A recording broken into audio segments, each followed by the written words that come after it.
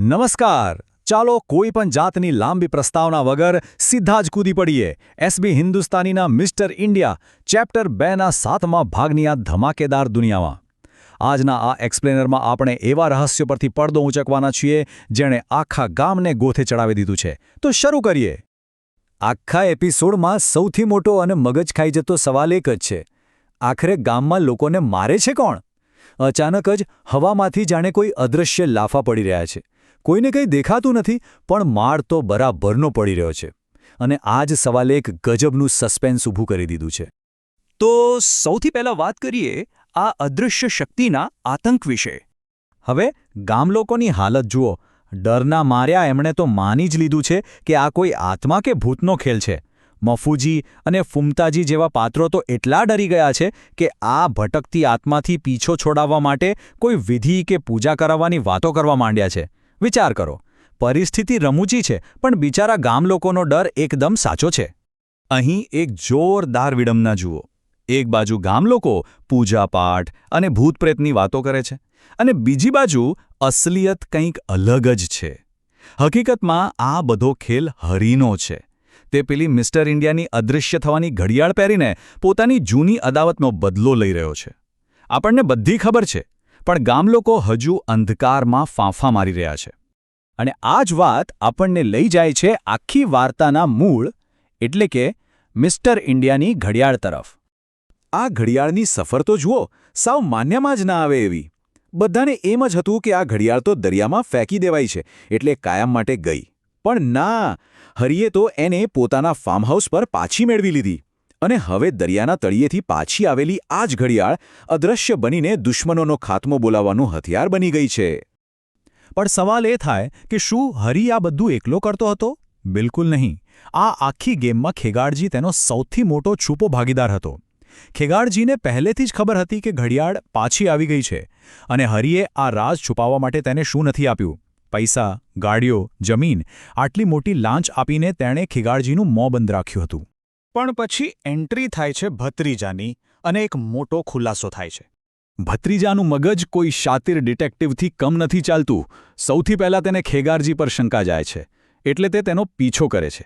બસ ત્યાંથી જ હરીના ફાર્મહાઉસ પર તેને સૌથી મોટું સત્ય જાણવા મળે છે કે ઘડિયાળનો નાશ નથી થયો, અને તે માત્ર માહિતી લઈને જ નથી અટકતો, પણ મોકો જોઈને હરીની રિવોલ્વર પણ ચોરી લે છે.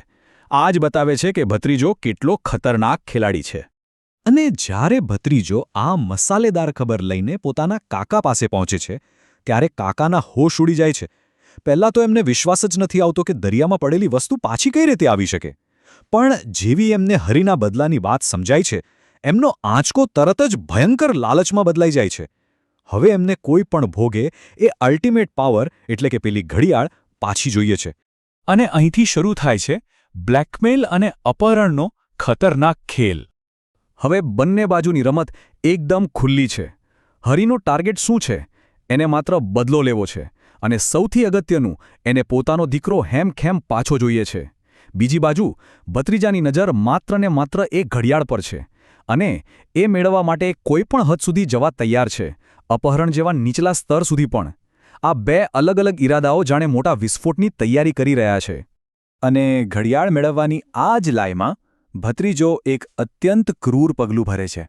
તે હરીના જ દીકરા અભિગનું અપહરણ કરી લે છે. હવે હરી અદૃશ્ય હોય તો એને સામેથી હરાવવો તો અશક્ય છે. એટલે ભત્રીજાએ એકદમ સિમ્પલ પણ ખતરનાક પ્લાન બનાવ્યો.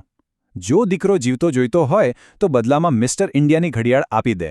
હરીની તાકાતને કાબૂમાં લેવાનો આનાથી સચોટ કોઈ રસ્તો હતો જ નહીં. આ બધું આપણને લઈ જાય છે એક ભયંકર આરપારની લડાઈ તરફ. ભત્રીજો અદૃશ્ય હરીને એવી ધમકી આપે છે કે સાંભળનારના રૂવાડા ઊભા થઈ જાય. તે ચોખ્ખા શબ્દોમાં કહે છે કે જો હરીએ એના પર કે કાકા પર હુમલો કરવાની ભૂલ કરી તો એણે અભિગને જ્યાં છુપાયો છે ને ત્યાં જ ભૂખ્યો અને તરસ્યો મરવા માટે છોડી દેશે. આ ધમકી કોઈ મજાક નથી. આ એક એવો માસ્ટર સ્ટ્રોક છે જેણે હરીને સંપૂર્ણપણે લાચાર કરી દીધો છે. અને અહીં જ હરીની સૌથી મોટી મજબૂરી છતી થાય છે. કેવી ગજબની વિડંબના છે નહીં? એક તરફ તેની પાસે અદૃશ્ય થવાની એવી તાકાત છે કે તે ધારે તો આખી દુનિયા હલાવી દે, પણ એક પિતા તરીકેના પ્રેમ સામે તે સાવ શક્તિહીન બની ગયો છે. તાકાત હોવા છતાં તે પોતાના જ દીકરાને બચાવવા માટે કશું જ કરી શકતો નથી. તો અત્યારે આખી બાજી કંઈક આવી છે. હરિ અદૃશ્ય થઈને ભત્રીજા પર નજર રાખી રહ્યો છે, પણ કંઈ કરી શકતો નથી. ભત્રીજો જીદ પર અડેલો છે કે એ દીકરાનું લોકેશન નહીં જ આપે. અને કાકા એ તો બસ ઘડિયાળ પોતાના હાથમાં ક્યારે આવે એની જ રાહ જોઈ રહ્યા છે. આ જાણે એવી ચેસની ગેમ બની ગઈ છે જ્યાં કોઈ પણ પોતાની ચાલ પાછી ખેંચવા રાજી નથી. અને આ જ અદ્ભુત વળાંક પર એક મોટો સસ્પેન્સથી ભરેલો સવાલ ઊભો થાય છે. શું હરિ પોતાના દીકરાનો જીવ બચાવવા માટે એ જાદુઈ ઘડિયાળ આપી દેશે કે પછી તે કોઈ નવો જ અણધાર્યો રસ્તો શોધી કાઢશે?